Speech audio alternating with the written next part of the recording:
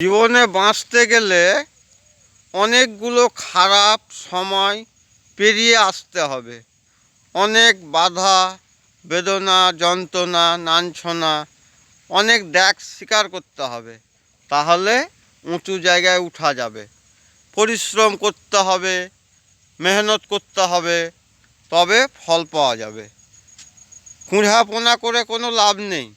কুঁড়াপোনা করলে খেতে পাওয়া যাবে না, কুঁটাপোনা করে খেতে পাওয়া যাবে না। পরিশ্রমকে ভালোবাসতে হবে। কি ফ্রেন্ডস, তোমরা কি বলো? ঠিক তো?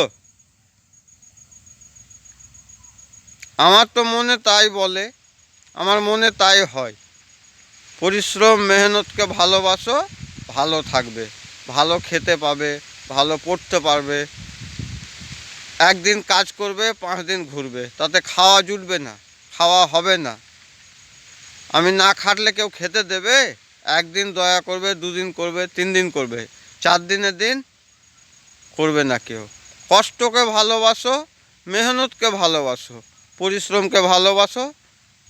আর আজকে খাটো, কালকে খাটো, পরশু খাটো, খাটলে তো একদিন পয়সা পাবেই, খাটলে তো ফল পাবেই, নাকি পাবে না?